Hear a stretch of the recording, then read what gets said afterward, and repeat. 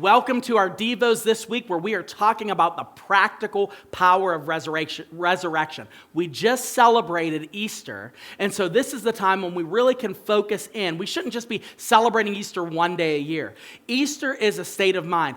We recognize that the resurrection of Jesus Christ is the most important event in human history. And on top of that, the resurrection is the most important thing that we can think about as being Christians, children of the living God, followers of Jesus. The resurrection is the most important thing. So today I want to tell you one of the practical things that the resurrection does. The resurrection erases the power of death. The resurrection erases the power of death. The most difficult problem that human beings will ever encounter on this side of eternity when it comes to of all the things that we could deal with, when it comes to all the problems, all the pain, all the heartache, death is number one. It will always be number one.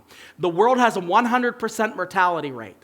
We all have to deal with this, even if we're Christians, even if we're healthy, even if you're healthy like Pastor Mike and you do tons of exercise and you eat all the right things. Death is coming.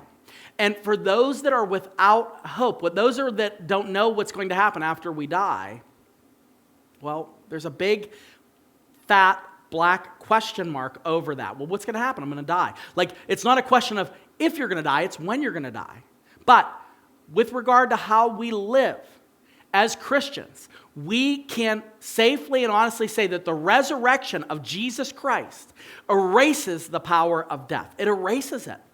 It takes that finality away because you recognize that because Jesus rose from the grave, we also have the promise of rising from the grave. It gives us the ability when we go into a funeral of a loved one, somebody that we know that loved Jesus and that followed Jesus, we can recognize this isn't the end. This is not the last that we're going to get to see them. I can't tell you how frequently I deal with people in funeral homes and we talk to them and we can tell where they are based on how they respond to the idea of the death of their loved ones. Because they'll say things like, I'm never going to see them again. I'll miss them. I can't believe this. I can't believe I'm going to be without them. Now, when I hear that, what I'm hearing is that they don't know about the afterlife, that they don't know what's going to happen about heaven and hell. They don't know any of that. They don't have that solidity in their minds. And so there's this massive anxiety and this massive question mark. Am I going to see this loved one again? But on the flip side, I've dealt with family members of some of you and friends of some of your friends, and I've talked to people that have been in the Lord for a long, long time, and they go home to be with Jesus, and their family members, it's a different story. They're gathered together, and they're talking about what it's going to be like when they're in heaven, and they get to see them again. They're talking about how that person, they were really restricted because they were sick, and now they get to be alive in heaven and fully restored, and how awesome that's going to feel. That's because of the resurrection. That's because Jesus put death back under subjection. And he says this is also the promise that we have. Look with me, if you will, in 1 Corinthians chapter 15, 21 through 22.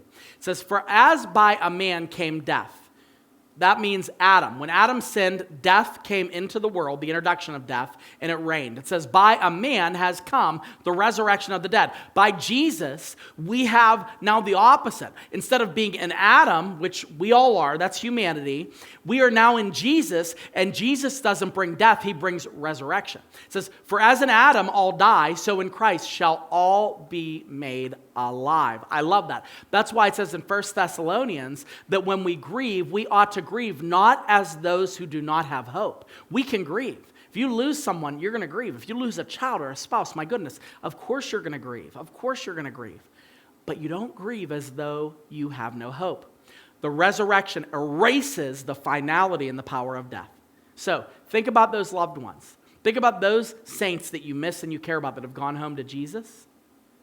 The resurrection calls us to celebrate that one day we're going to be together again.